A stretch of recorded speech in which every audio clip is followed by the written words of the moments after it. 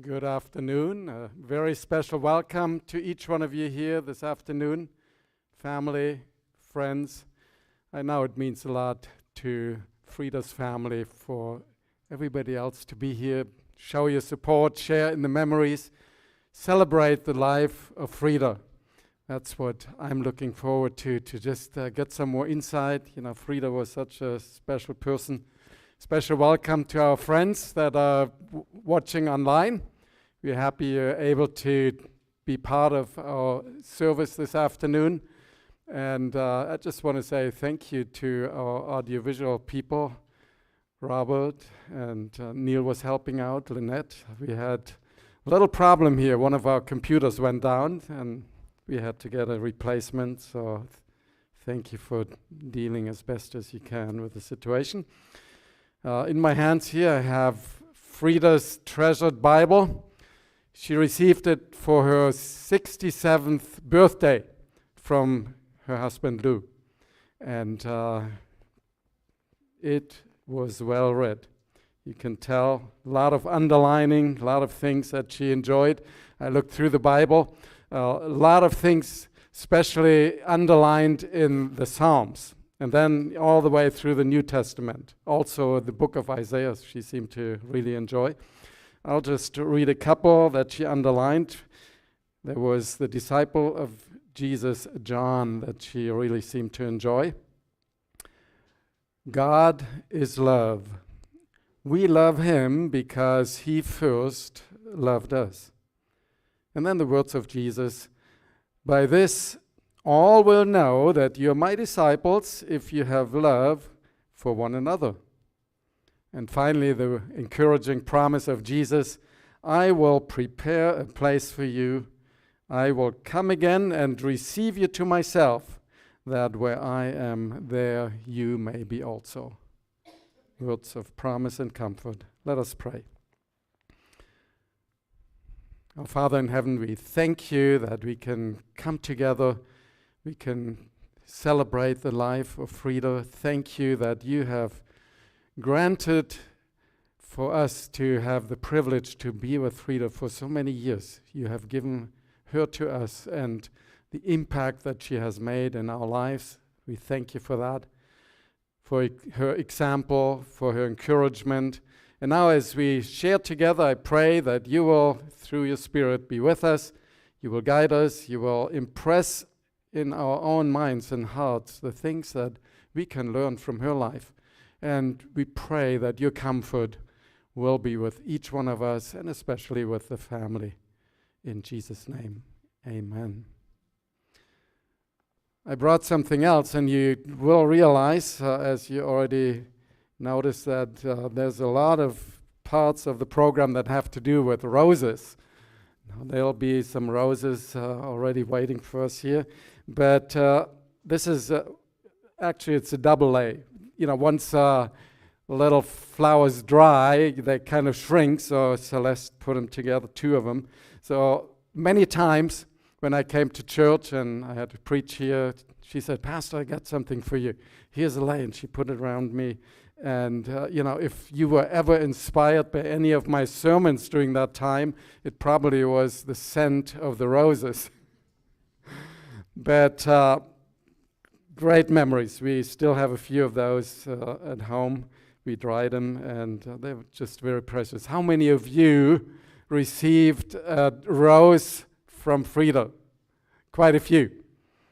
And very special memories that we have of Frieda. And I'm looking forward to hear a lot more. We will get started with a song that is a beautiful song, talks about that one day we will be able to share again. Shall we gather at the river?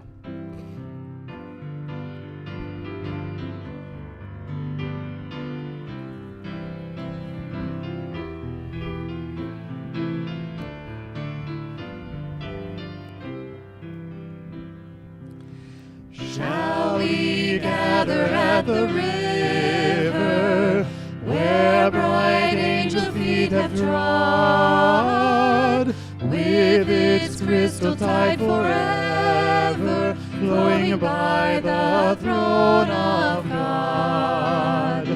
Yes, we'll gather at the river, the beautiful river.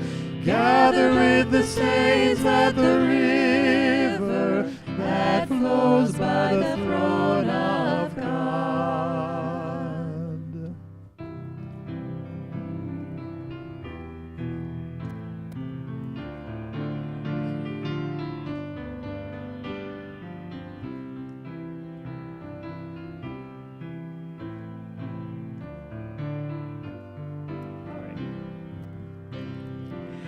On the margin of the river, washing up its silver spray, we will walk and worship ever all the happy golden day. Yes, we'll gather at the river, the beautiful river. Gather with the saints at the river that flows by the throne of God. Ere we reach the shining river, lay we every burden down. Grace our spirits will deliver and provide a robe and crown.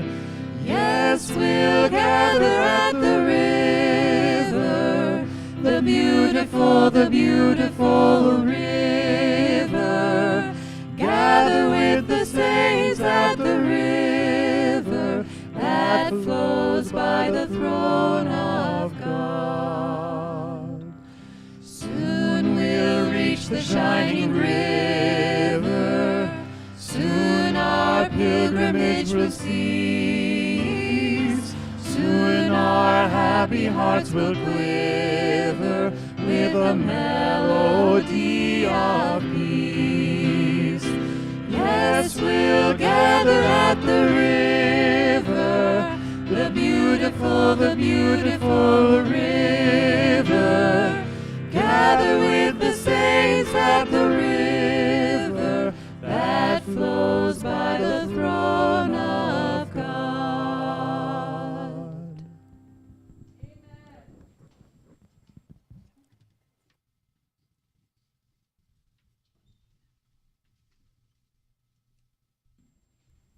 All right, am I still on, hopefully?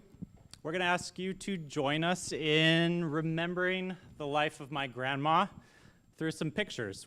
Over the past week or two, we have dug through every hard drive, every phone archive, every plastic bin in faraway corners of closets, and picked out some of our favorite pictures of Grandma. And we'll probably just call her Grandma, Frieda. Next slide. So we don't have a clicker, so we're gonna have to rely on my dad to click the button. Which was a little bit sketchy A little there bit for a sketchy in minute, the hymn, but he's but- gonna pull through. All right, so we're gonna start with Grandma's parents and Grandma. Grandma, This is Grandma Amelia Leonhardt, and she was born in Russia in a German colony called Grimm. And she died when she was only 48 in Russia. And it was my mother's paternal grandmother. So Grandpa Jacob, my Grandpa Jacob, her mother, it was his mother. And the reason that I included the great-grandma, even though Grandma Frieda never met her, is that there is a foundation of beautiful spiritual heritage that flows from that grandma to my grandparents, Grandpa Jacob and Grandma Betty, and it's documented in many of the correspondence that we have from the family. And so it just felt, and we're going to pass out a little remembrance that my mother made, and it is in the Russian language. So it's kind of interesting. Grandma did not grow up speaking Russian. She grew up speaking German, but my grandfather spoke both German and Russian, as well as English. so this is my This is- my grandmother's father and mother on the right side there. That's Jacob and Elizabeth, who came from Russia via.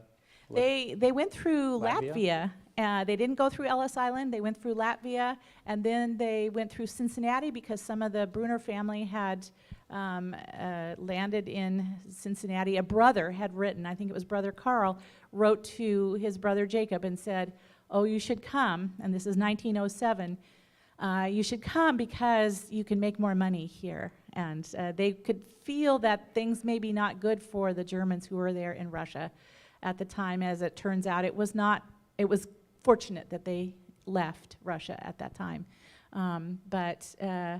Anyway, they came through Cincinnati and spent a year there, encountered some interesting things like their first tomato. They had never seen a tomato before. They thought it was poisonous, nightshade family, but got used to that. Apparently, they had their first ice cream pies there, and they bought one and brought it home and fried it because they didn't exactly know what else to do with it. Anyway, then they decided to move to Colorado, specifically Windsor, Colorado, to begin farming because they heard that there was better opportunities there as farmers. So Grandma was born in Colorado. Grandma was born in Windsor, Colorado. Yeah, and so this is the whole family there. 4 sisters and 3 brothers? Yes. Yeah, 4 sisters and 3 brothers, and Grandma's right there in the middle with the little bob haircut. And She's about 6 years old. Yeah, she was the 3rd youngest, right? Third from the youngest. Yep. Well, there were 11 children, but 11 babies. 11 And babies, yeah. Baby Wilma, who we have the picture of baby Wilma, she was born after my Aunt Ellen, who is the littlest there, and she died. This is what's so interesting. We take so much for granted now. Baby Wilma died because the midwife didn't tie off her umbilical cord, and so she just bled to death in her little crib. Yeah. And Grandma remembers the grief around that. She told us about that story. Yeah. Yeah. Okay, next slide.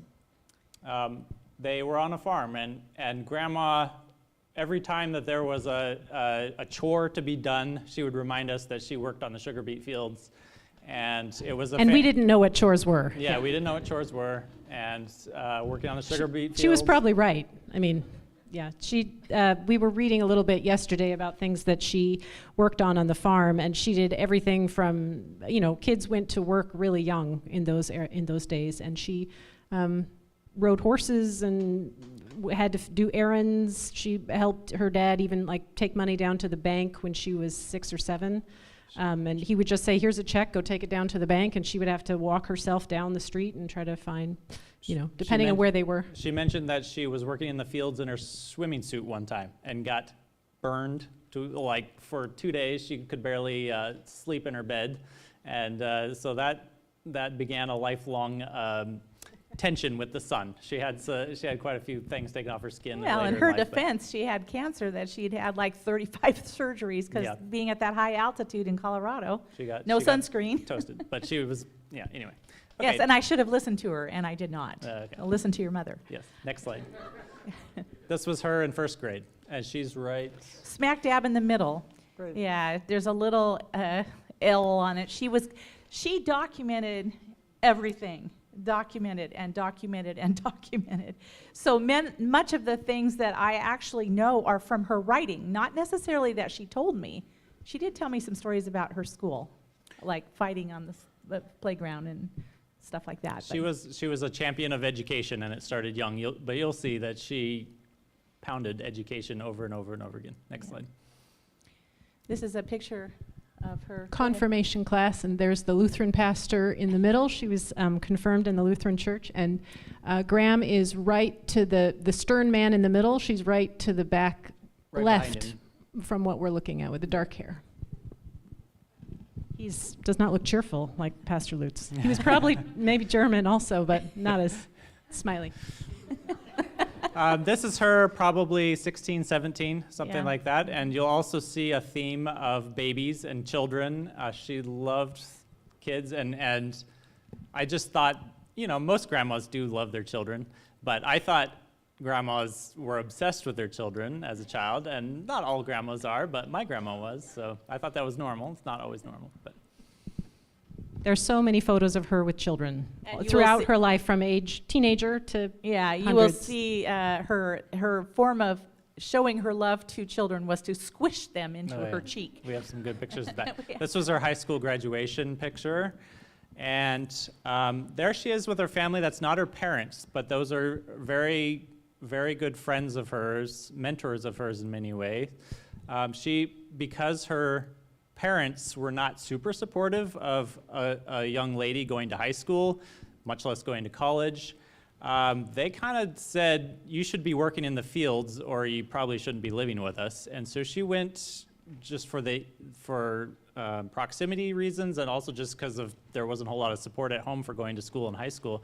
She lived with a family named the Eckerts in, I don't know where that was. In Greeley, Yeah, I like think. 20 Or miles? Windsor. No, she graduated from Windsor, I think, high Okay. school. So it she was, would it have was been a ways Windsor. away from home, but they encouraged her to finish her high school degree and also to go into nursing school in Tennessee. And the rest of her family had gone to college. Working hard and making a business was the primary goal there, and she wanted to take a different route. So, Yes, the Eckerts were Seventh-day Adventists, and that's how my mother decided to become a Seventh-day Adventist. The additional person there that you see is my Aunt Ellen. That's beside her. But yes, it was because of the Eckert family that she was baptized as a Seventh-day Adventist. And she actually told me a very fascinating thing about that, and that is that when she was baptized, it was at a camp meeting in Colorado, and she said she had a vision of God when she was getting ready for that baptism. And I'm like, Grandma, that's a little woo-wah. And she's like, no, I'm telling you the truth. And that was not Grandma's, no. And yeah, so I quizzed her about it multiple times over the years, and she said, yes, I saw God. I knew God was with me. He was with me when I was getting ready. so these are some pictures. Next slide. These are some pictures of my grandma at nursing school, and we're not sure how long she took, but maybe 6 years. Yeah, 6 years, because it was during World War II, and she worked her way through, and so it took her longer to get her bachelor's degree than it would normally, just because she was working half and going to school half. She was in Madison, Tennessee, Madison, Tennessee. and she worked in the laundry to pay her way through school. She, in the photos from this era, she has a very fabulous 40s kind of straight skirts and very tailored tops too. I'll give the fashion report, you know. Next This, slide. I'm wearing a fashion tribute to my grandma, which is something she got in the 70s, so. And this is her scarf. We just decided, well, we'll just go full grandma here. That's her brother, who was in the Navy in World War II, and he came to visit. Yeah, I need to stop here, and because, You got a lot of slides. yes, because Chris is here, and Chris is her niece, and Chris's dad is Uncle Ben, my Uncle Ben. And So Uncle Ben came to visit her when she was in Madison there. And they're both looking quite classy in their uniforms there. Yeah. Next slide.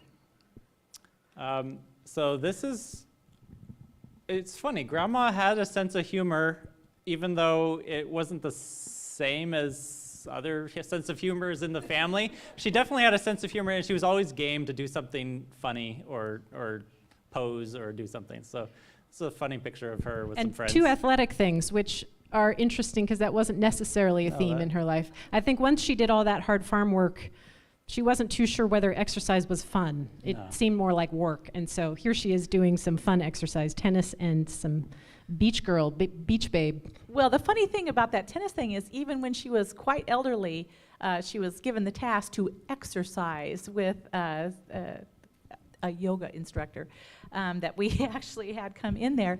And she was really good at hitting the balloon. Like you hit balloons back and forth, you know, to keep your coordination. She was amazingly quick and accurate. And yeah, so maybe, I don't know. After nursing school, she headed to Los Angeles, which is where her sister was, her older sister. Her and her husband had started a propane tank company, Manchester Tank, and on the right-hand side you see her with some tanks. That company became very successful. I'm not sure she worked too much at that company. She helped. No, my dad did, though. Yeah. He was an engineer there. Yeah, but she was living at the time. This is before Grandpa came along. So she's living at the time with Aunt Molly. And I forget who's Helping in the take left. care of Yeah, the Oh, reason that we yes. have the picture there with the 3 children, those are my cousins, Elaine, Daryl, and Robert. And my Aunt Molly and my Uncle Ed died quite young. And so Grandma and my mom went to help Aunt Molly. And so my cousins have some very choice memories of what it was like to live with my mother. There are some good ones, and there are also some ones that we can't believe Aunt Frieda did that. And we had to do this and that and this and other stuff. And she fed us weird stuff. And, anyway. But she loved them. Yep. And so most of her nursing was in the pediatric ward. So she continued her love of babies. I'm not sure who this was just a patient, but there she is. She took care of quintuplets at one point. Quads. Oh, quads, yeah. Quads. There's only That's 4. But she was obsessed with, what were they called? Dion quintuplets, Yeah. the Canadian We had family that magazines had. in their house and stuff, so she loved babies. This is a letter from her father, and it's in both English and German. There's a little bit of both. And he wrote her every birthday and probably many other times. But Yeah, this was the side of Grandpa Jacob. I don't know, Chris, if you knew. No, I know. That's the thing. Chris is about my age, and so the younger half of us didn't know Grandpa as well. But I found all these letters, Chris, that he had written to her in German. He remembered every birthday. And on the back of the picture of her looking with her dad there, she's like, "What do you have to say, Dad?" It's just this That was her caption? That was her caption. She captioned everything, yeah. this was her first car, 49 Chevy. But numbers that I was given was that this was $2,400. And inflation adjusted, that's $28,000 current day. She Next. paid it off in 3 years. Next. Wait, I got to say something about that car. Carol and I remember that car, right, Carol? And I remember the felt ceiling falling down when I got older. But it was sort of a beigey pink color. It was kind of a really disgusting color. But it was the closest that Grandma could get to a pink car, I think. And it was a stick shift, and that is the car that she was turning left onto Imperial Highway, and the door wasn't shut, and I was sitting next to the door, and I went all the way out onto the street, holding onto the door, and then back. And Grandma wasn't even phased. I was like, I could have died, but She was not, nobody would have said she was a good driver. she was a terrible driver. Horrible driver. I drove like once or twice with her ever, and it was really scary.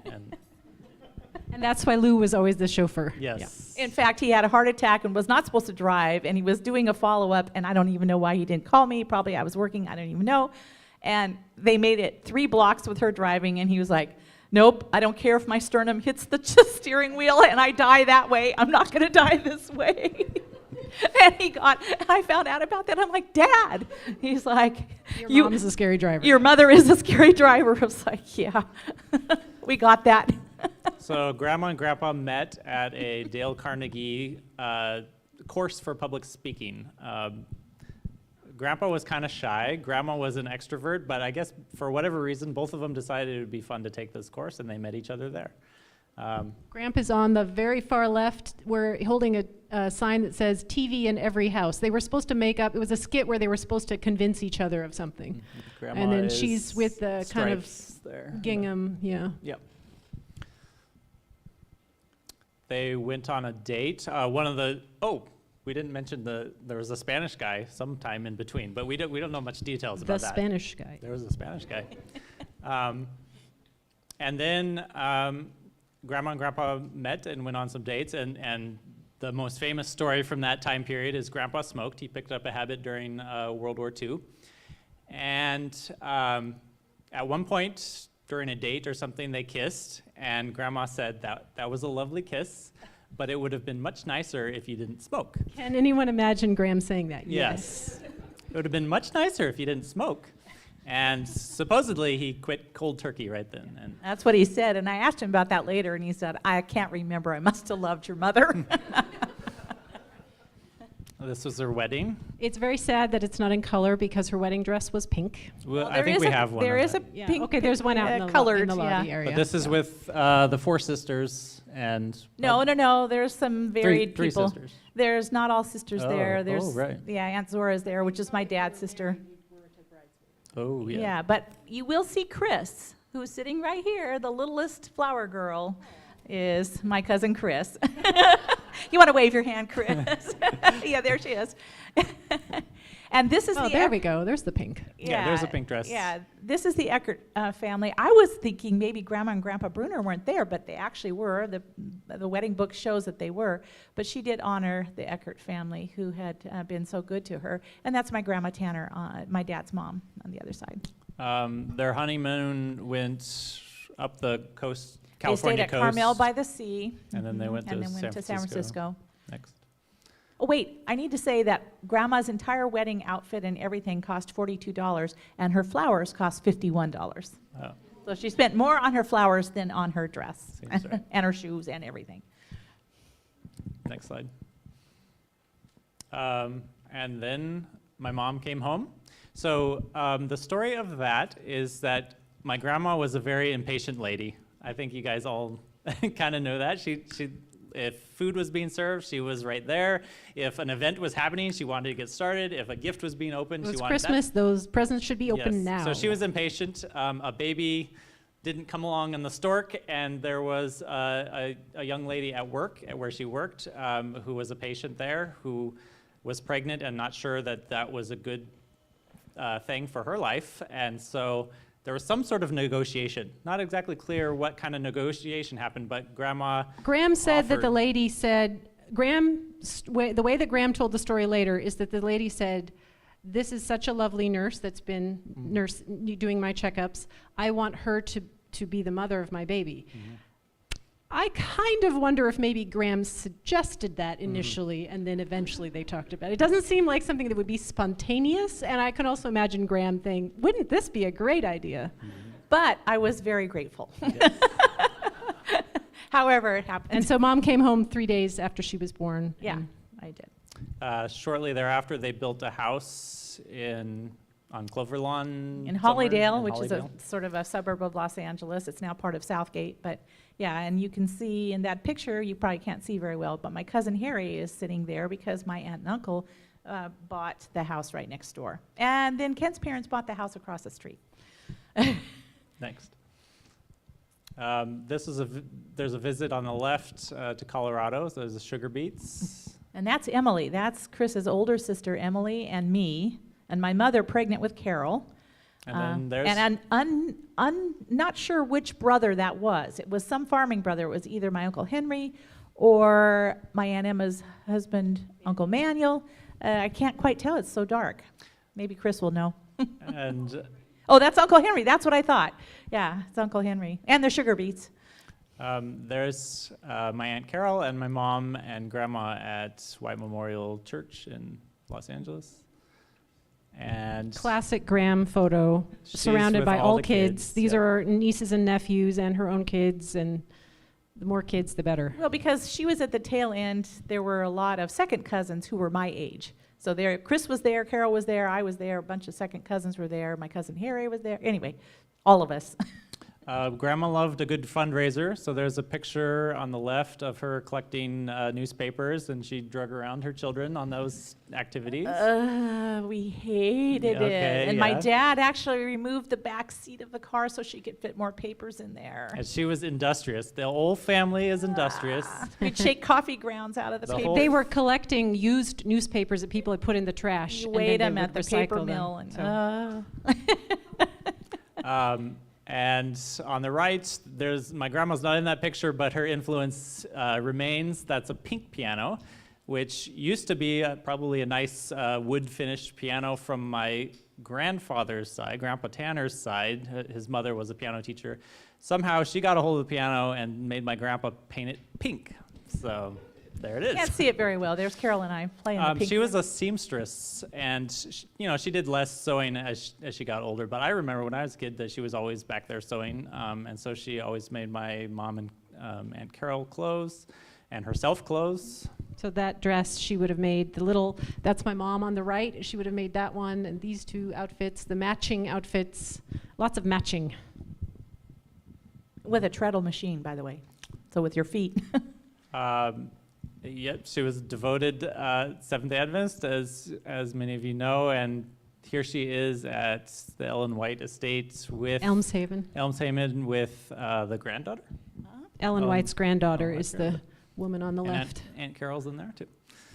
Yeah, she, the pastor might talk about it, but her favorite book, literally read till almost the day she died, was The Desire of Ages, and it is completely annotated, completely full, and she would very sweetly read that, and I always thought, Grandma was such a sweetheart.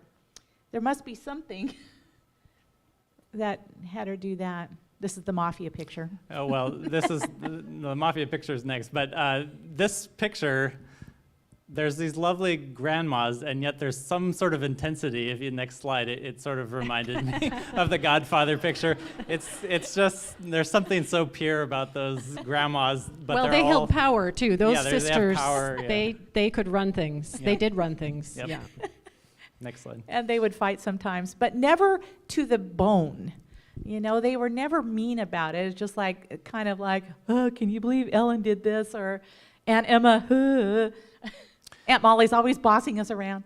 So here are my grandparents working on visual aids, or actually in this case, cutting felt, that they would send with many contacts overseas to Seventh-day Adventist missionaries.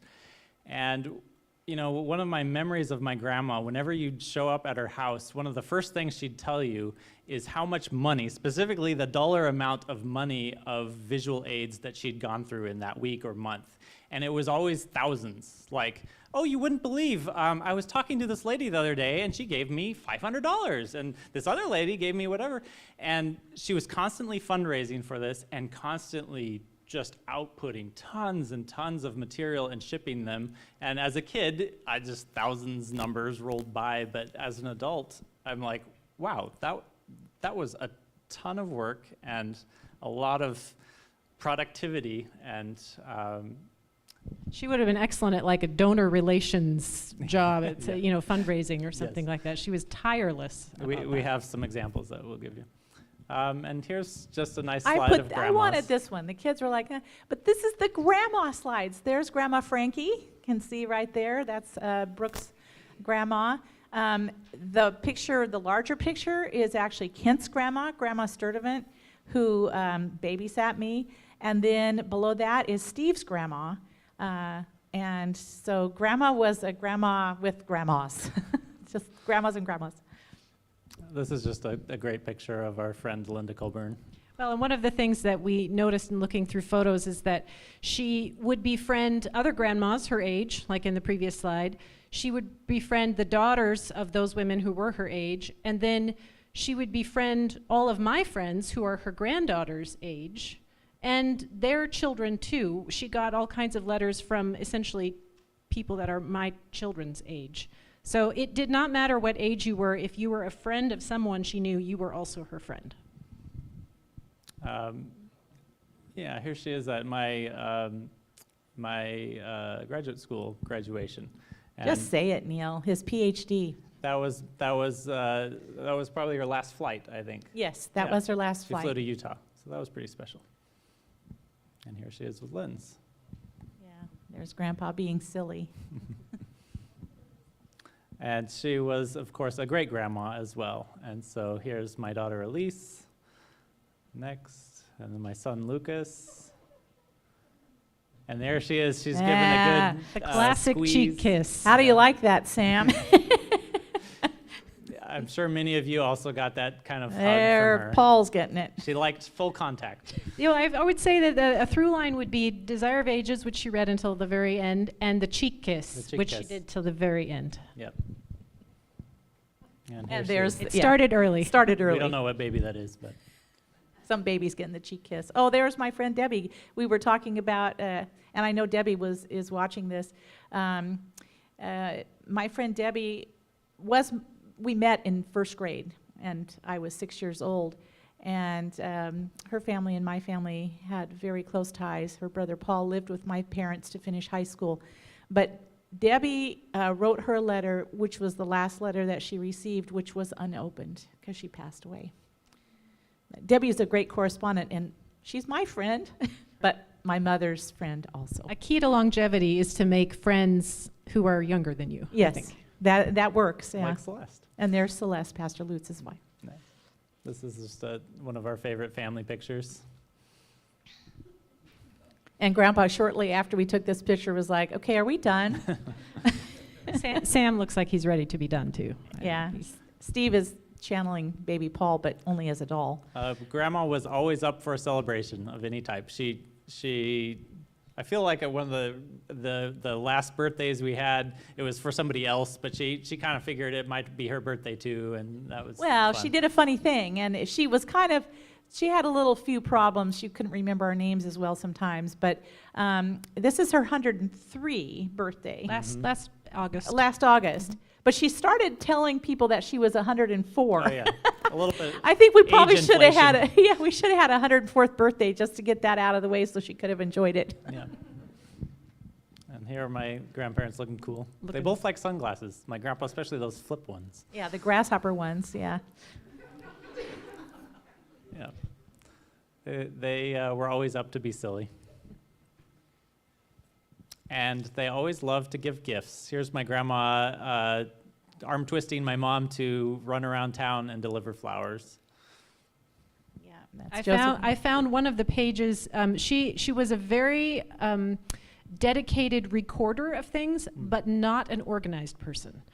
So she would record everything, but none of it was organized actually in any way that you can find. So you flip through and you're like, oh, wow, this is interesting. And then there's just anyway. She had a Rolodex of names, but also just events, random And events. recipes. Completely random. Anyway, one of the News pages I event. found yesterday was a list of all the people she had delivered roses to in the space of a week in September. And for whatever reason, she just recorded that 1 week in September. And it was like 12 different places, including she went out to Dietering's, not to buy anything, to give them roses. Yeah. Doctor's offices, dentists, the dry cleaners, she would just send Grandpa on a... My parents have always been very involved in the international student program at the University of Oregon, and it's always been fun, I think, for them and for us that my grandparents became super involved with that as well. So I need to say something about that picture because Mung, who is in that picture, is there. This was my parents' 50th wedding anniversary, I believe. And this is some of our first students. Yeah, so some of our earliest students, and Mung is here today with us. And then Donya is also here, and Donya is our most recent international student, so she is here also.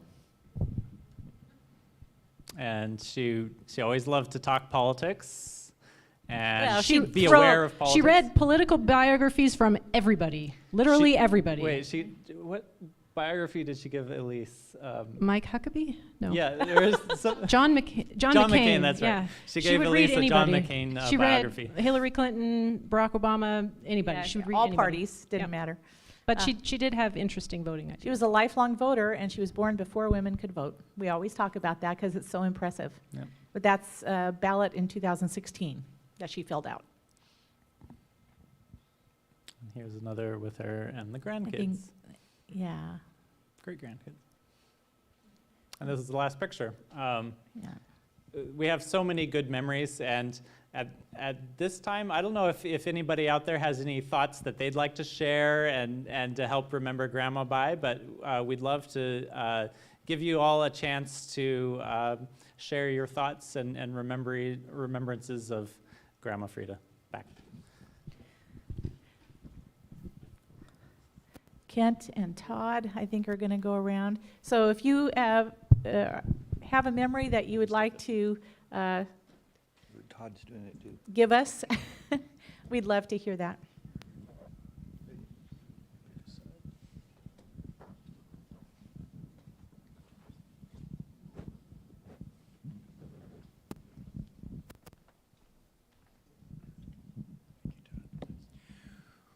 My favorite memory is the felts. My wife, who never comes to church, but she would do the felts. She did like 3 or 4 sets, and she was always wanting to do another set. And we'd go over and visit with them, and they'd be making the little paper things that they would send everywhere. And she always made my wife feel really happy to know her. Is this on? Hello? Okay. All right, good. Well, I'm the international student among that was on the picture. I want to make a report that I got a lot of cheek kisses from Grandma. So that was real. One thing I remember, we still have those little tiny books Grandma, maybe Grandpa, I don't know, but probably most Grandma made for my kids. They're just like paper photo clips of kittens, little puppies, and flowers, and Grandma put together. It's really cute. My kids love it.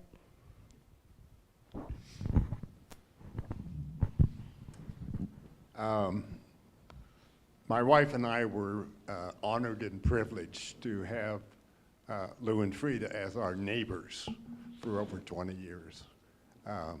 They were great people, always there.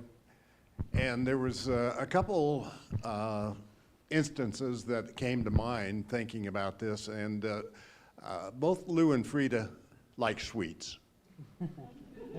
And I recall, and it was several years ago, but I got a phone call, and I thought, somebody's fallen, they need some help. Really wasn't. She wanted me to go down and buy some ice cream for her. So I says, okay, but you can't tell Jeannie. Okay, well, I won't tell Jeannie then, but I'm pretty sure they found out some way or another. I'm sure. And lastly, we went out to Jeannie and Ken's house to celebrate Lou's birthday. And we brought along some cookies. And before I could see Lou, Frieda was sitting in her chair, and she says, "What do you got there?" And I says, "Well, we have some cookies we thought that we would bring along to share with Lou for his birthday." "Oh, can I see him?" "Sure." Well, before Lou got his, Frieda got hers.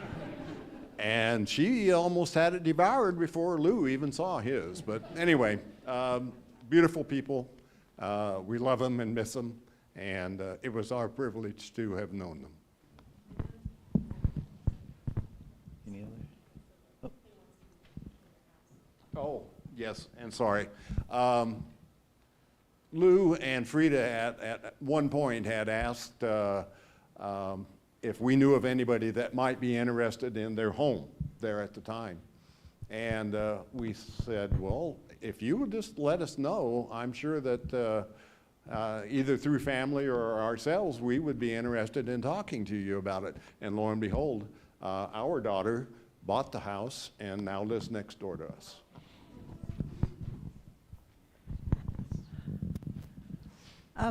Well, when I first started coming to the church, Frieda started sending me little notes, and they were mostly little prayers.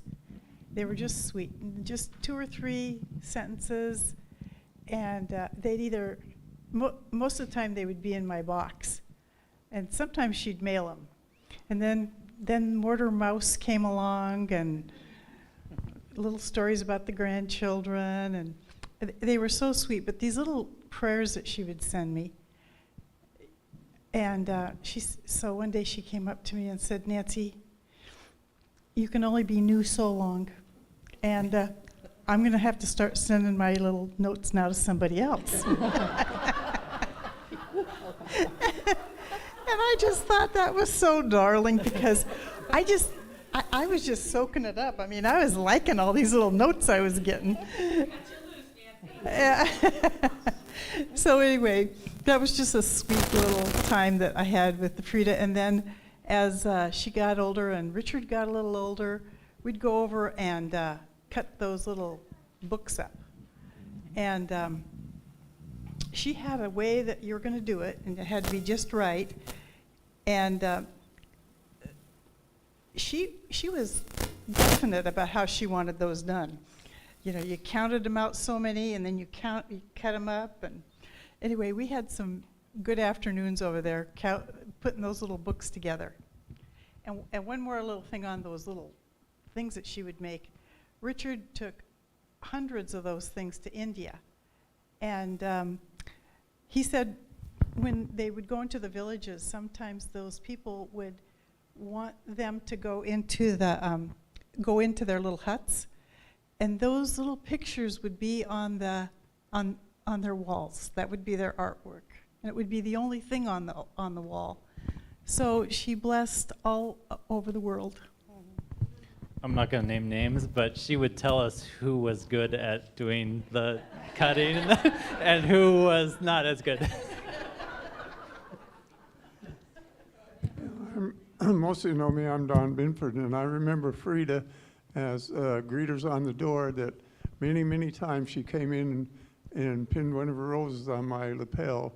And then, I don't know, it was a couple, 3 years before she passed away, we had a little rose bush of the little tiny roses and had it in a pot, and I give that to her.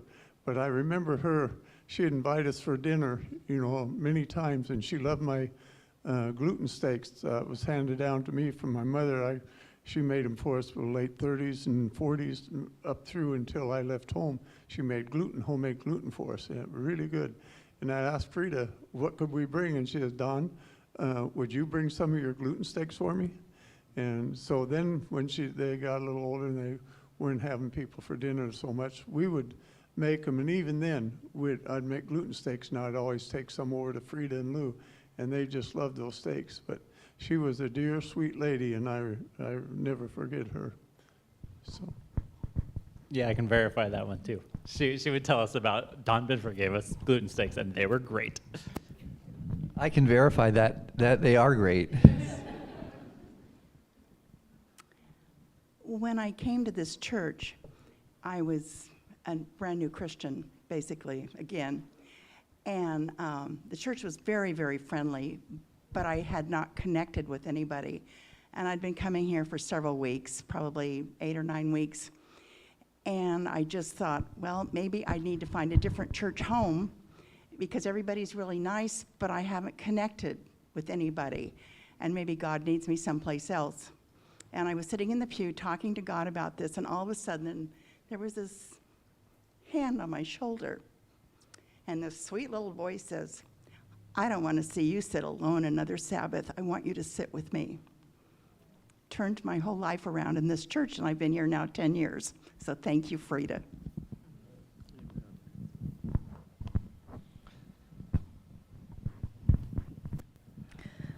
There's so many things about Frieda that I remember, but the 3 that are outstanding to me is her gift of hospitality. She just always had a group of people over, and she was such a good mentor about that. If I was really tired and didn't necessarily want to have a group of people over, I'd think, Frieda would do it. So, and secondly, when our daughter went as a student missionary, Frieda had such a heart for missions. And she was just the package queen that sent Tiffany things when she was in Mazureau, and letters and cards, and was such an encouragement. Had a little going away thing for her when she left, and so that was so sweet. And the last thing I remember, I'm looking up at Frieda's smile there, is that her smile just lit up her whole face, and it just reminded me of a young girl that was just so happy.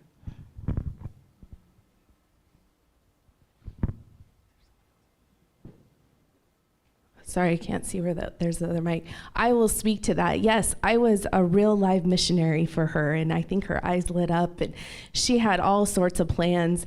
I remember talking to her once and saying, yes, I'm heading overseas to the Marshall Islands, and she's going to send me with a felt set, and she had all these little cutouts that she wanted to send to, and I said, sure. And then she figured out that the Marshall Islands has a U.S. zip code because it's U.S. territory, and boy, did her ideas just blossom. So there was not a week that went by that we did not take the bus in to the other end of the island, and all the other SMs were green with envy because I always had at least 4 or 5 packages.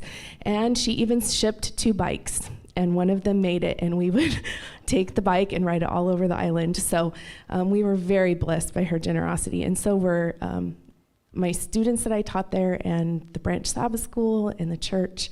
We just shared her love all over that island.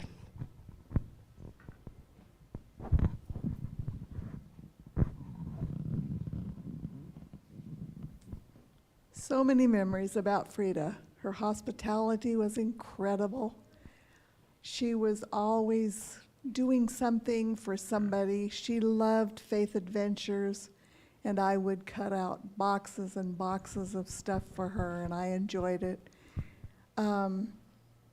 Kids, she was always interested in our kids and what they were doing, and then she was interested in their kids, and then our great-grandkids. She just had such a love for so many people, and she was always sending me these little notes, maybe just on a little scrap of pretty paper, and she would stick it in my box, or she would send me all the Mortimer Mouse letters, and I think I've got most of them. Anyway, she was just a precious, precious lady, and she is missed.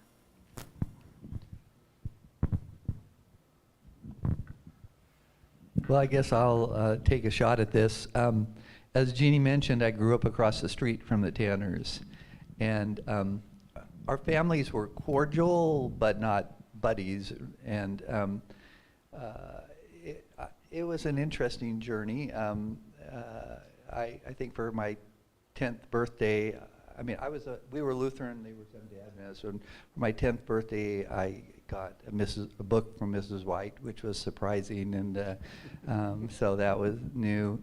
But my parents took care of Jeannie if she was sick or something, and Frieda would take care of me when I was sick. And I remember one time, well, lots of times, she tried to fake a green tomato pie and tell me it was an apple pie, and it didn't taste bad until she told me that, and so I remember that. At some point in time, Jeannie and I started dating, and the cutting felts was sort of the initiation step. And I was terrible at it, so I'm surprised I got any further with their daughter. But that was we would sit there at the kitchen table and cut for a while. I remember that. So. For about 5 minutes. Well, I was trying to get out of there, but. Any other?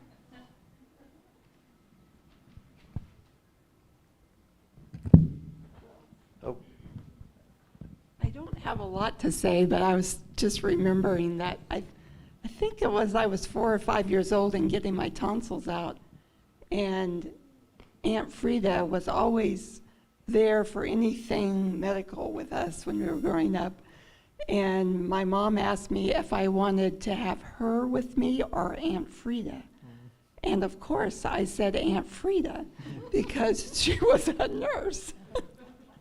And so she was there with me somehow when I was getting my tonsils out.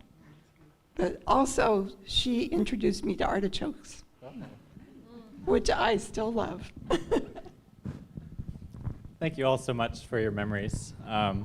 Elise is going to play us one of her favorite songs now.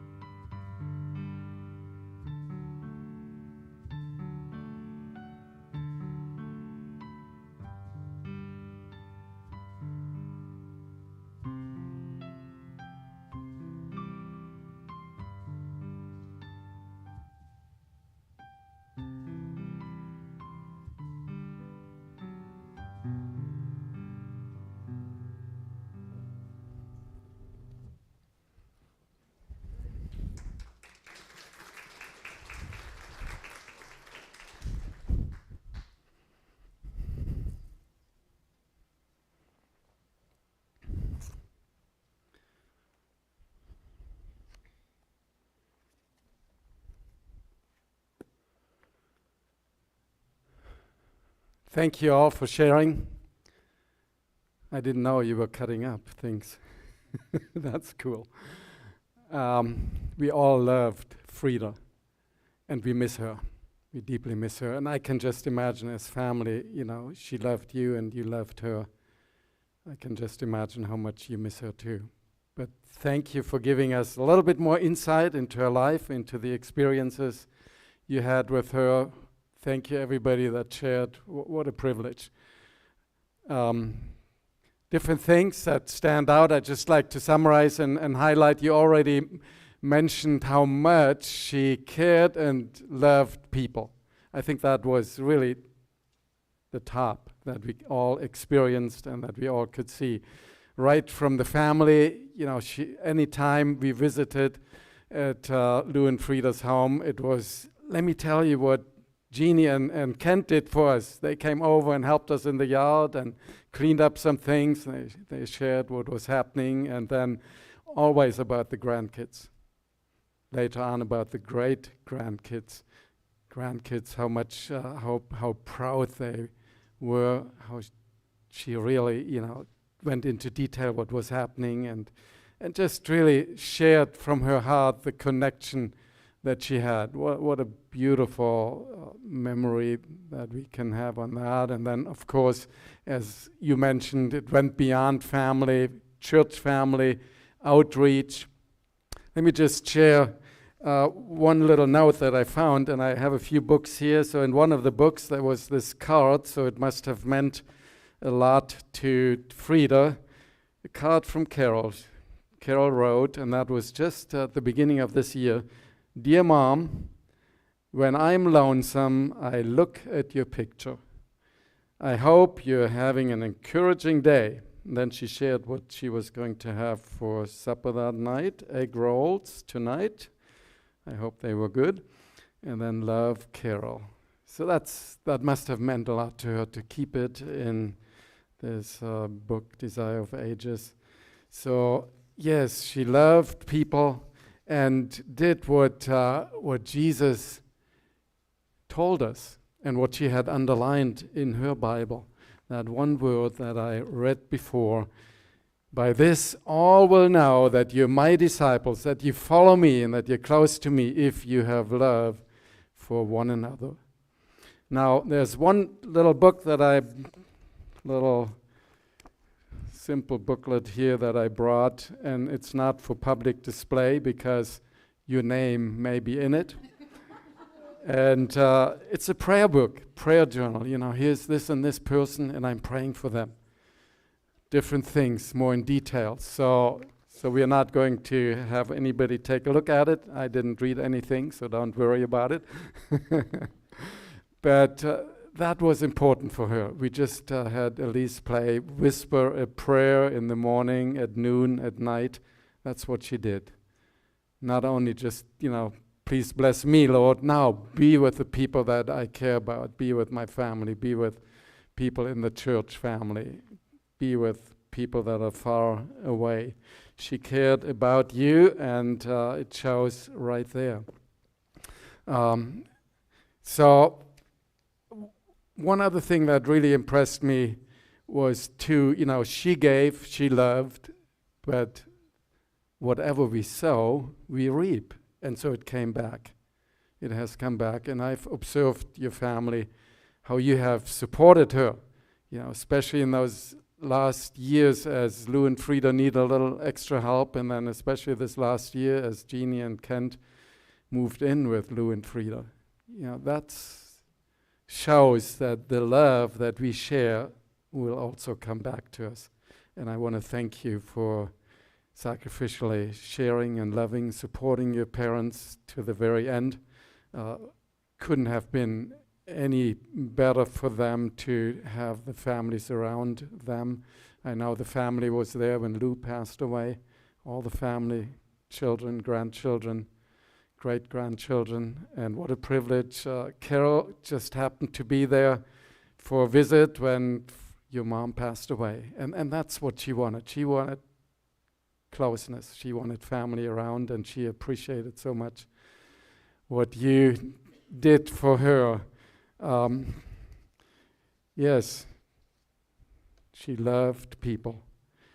The other thing that really is a highlight, and I'd like to emphasize, is that God was real to Frieda. There's another book. Nice little book, and interestingly, she had the wedding announcement for my wife and me in there as well. So she put down, and this is just about 15 years ago, Frieda Tanner I put my name in different Bible verses. And so let me just share a few. This is what she wrote. And she wrote it out, but she put her name in it. For example, Frieda, be still and know that I'm God. Psalm 46, verse 10. Then another one, again out of Psalm. Frieda, cast your burden upon the Lord, and he will sustain you. Definitely something that she practiced. Frieda, carry each other's burdens, and in this way you will fulfill the law of Christ. Writing from Paul. Another one, Frieda, it is more blessed to give than to receive. A word from Acts 20. And that's what she practiced.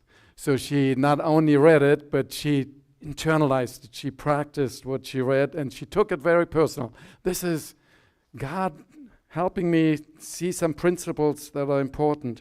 Another one, Isaiah 43, verse 1. Frieda, do not be afraid. I have called you by name. You are mine. So this is what you find in this book, and I think anybody can take a look at that, because that's not anybody's personal experience revealed in there, just her own connection with God reflected. So we'll put it out there. During our last visit, Jeannie had called me and said, it looks like Mom is failing and really getting weaker here. Could you come over? So Celeste and I, we went over, and some of the grandchildren were there, great-grandchildren. That was always something very special to see a family pull together. And we were able to share with her, and we went into her room, and she actually perked up quite a bit. And she said, come close, sit down. And she wanted to hold our hands. We were sharing she was basically talking about what, how close she was to her family and how blessed she was. And we were there to really want to encourage her, but she was encouraging us. And we read some Bible verses, and then we said, can we sing a couple songs with you? And we sang Amazing Grace. We said, hey, Steve, we need Steve here. So Steve came, he sang with us, and I think Jeannie was there. And then Celeste said, let's sing In the Garden. And there's a beautiful chorus, and as we were singing that song, I come to the garden alone, and that relationship between a person and their God. That chorus, she chimed in, she sang with us. And he walks with me, he talks with me, and he tells me I am his own. And the joy we share as we tarry there, none other has ever known. That was just so much like Frieda. Yes, she and God were on good terms. And Jeannie already mentioned her favorite book next to the Bible was this book on the life of Christ. And not only was the Bible marked, but this one, if you page after page, if you turn the pages, you see the colors. Red, blue, yellow, green. I'm not sure whether there's any particular meaning to the color, but it was well read, I'm sure not just once, many times over in her life. And as she was reading about Jesus, his life, and the way he ministered to people, I'm sure it rubbed off. That's the way she wanted to be. Frieda went to sleep with hope. She had the hope of the promise of Jesus. And I found it in her Bible underlined as well, where Jesus tells his friends, he says, I am the resurrection and the life. Whoever believes in me, even though he may die, shall live again. And whoever lives and believes in me shall not die forever. That was her hope. And so she was able to go to sleep in peace. You know, there's something else that I'd like to share about Frieda. She's somewhat, I'm partial to her because she has a German background. But then there's something great about her name. Frieda, actually the German word for peace is Friede. So it's the feminine form of peace in German is Frieda. And that's what we were able to see in her life. She was a peaceful person. I'm sure there are some times where maybe, she was agitated too, but overall she was comfortable to be around. She shared love and just wanted to encourage people. I've never heard her say any critical word about any of you. And that's beautiful. That's just beautiful. So we're going to look forward to that day when Jesus will bring her back and we can be reunited. I'm looking forward to that. I'm sure you too. And when we can experience what we sang at the beginning, shall we gather at the river? Well, maybe there's a garden there too and roses, and we'll gather around the rose bushes and Frieda will be there. What a beautiful hope that we can have. The next song that we're going to listen to is Beautiful Willing Hands. Thank you for sharing that. In honor of Graham's joy of sharing roses, Steve and I are going to sing a song that she kind of had some plans for how she wanted this day to go. And included in her list of things that she wanted for today was this song. And so her great-grandkids are going to pass out some roses to you all and some little memory verse cards that she made long ago and we found just to share with you today to remember her by.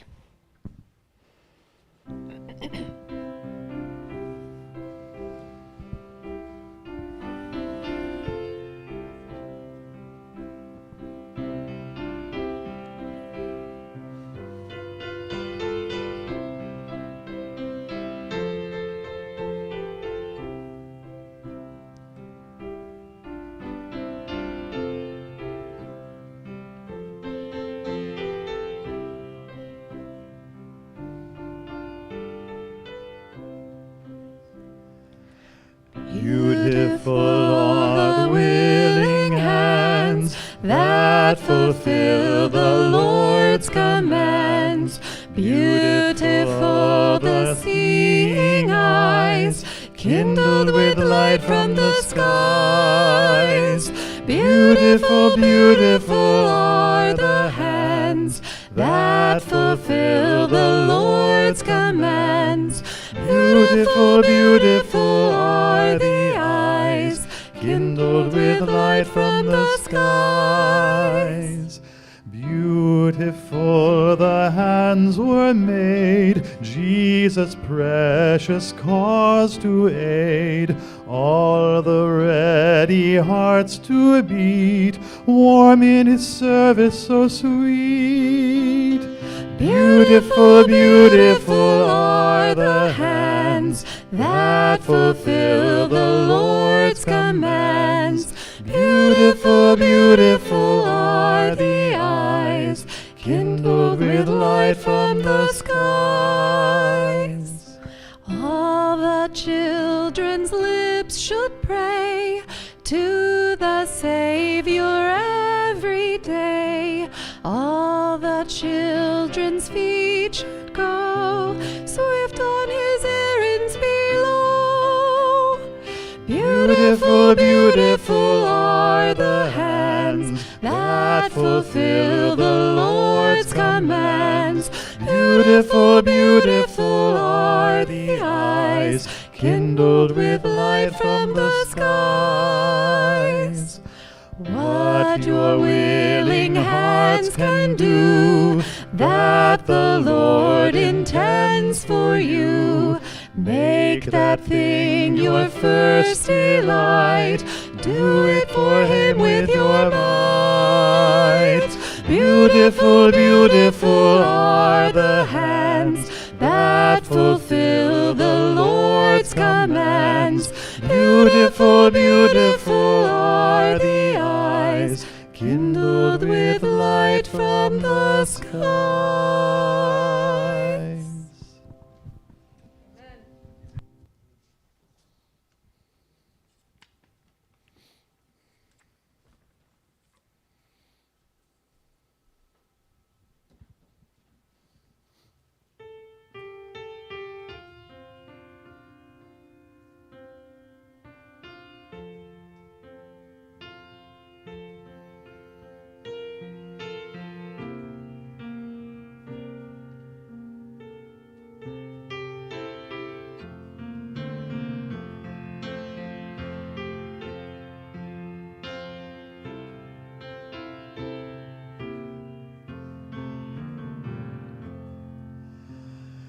There is a balm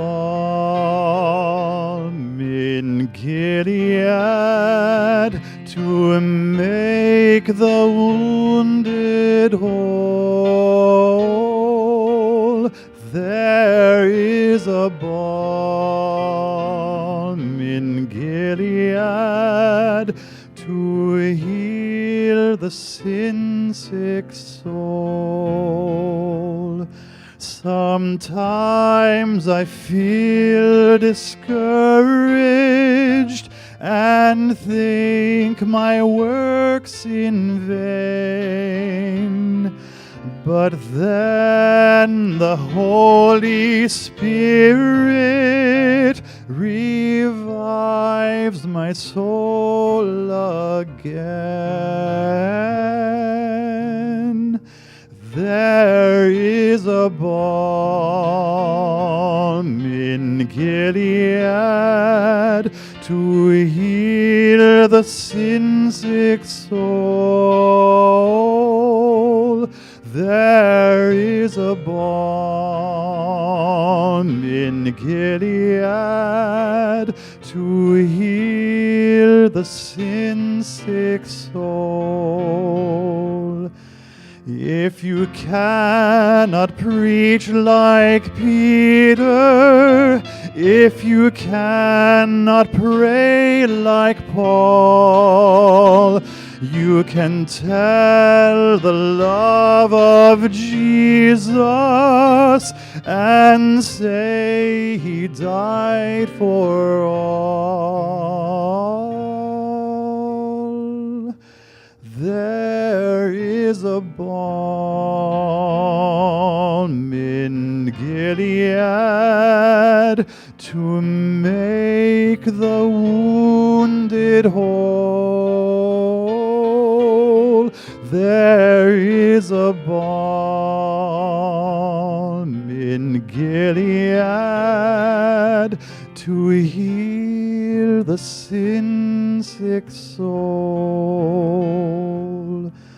Don't ever be discouraged, for Jesus is your friend.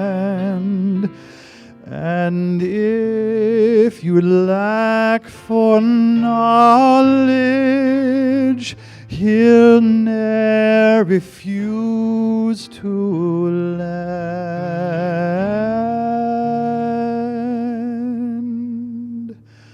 There is a balm in Gilead to make the wounded whole. There is a balm in Gilead to heal the sin-sick soul.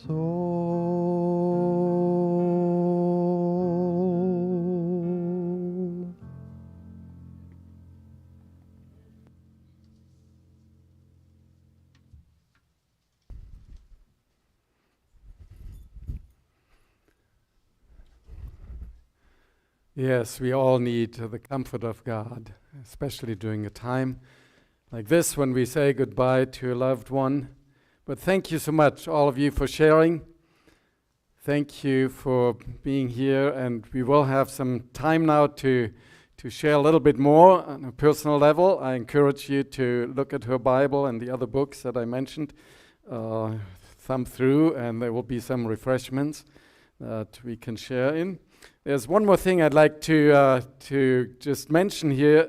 In the front of the Bible, she pasted How to Live to Be in the 90s, you know, to be 90 years and older, by Frieda, age 98. So here's some good advice. Listen carefully. Number 1, trust God. Number 2, help the poor. And you know that one of our Conestoga huts that we have outside, actually, she sponsored that one. So she did not only write these things down, but she practiced. Eat simply. Now, I really appreciated what you said about that she did have a little sweet tooth. That helps me out because, you know, I have that same proclivity. So to know that she was able to reach 103 and eat some sweets, that's good. That will help me with my wife. So, except Celeste will say then, well, if you are 103 and you eat sweets, if you don't eat sweets, you're 105 or 110. Exercise daily is number 4. Number 5, don't worry. I like that one. Number 6, help others. Number 7, work hard, and we definitely heard about her work ethics. Number 8, be kind. Number 9, be forgiving, so don't hold any grudges, resentments. And 10, love others. The exercise daily puts the other things in question. That wasn't a big part of life. That wasn't you had to push her on that. I remember Jeannie and you told me, we really have to encourage her to get out of her chair and do some exercises. Yeah, that probably wasn't her strongest one. All right, let's conclude with a prayer and then let's fellowship together in the front foyer. Father in heaven, again, thank you for the many years that you gave us, Frieda, for the influence that she had in our lives, how she touched our lives. Thank you for the love she shared and also the love that others gave her. That is so much just like you. You always share, you give. You gave everything to help us to move forward in life and to have eternal life. Lord, we just want to pray that your comfort will continue to be with all of us and especially with the family. There will be times when we will remember Frieda and we will miss her. May we remember those positive influences that she had, the way she touched our minds, our hearts, and may we remember that we have a hope that reaches beyond death. Thank you for that hope. In Jesus' name, amen. God bless you.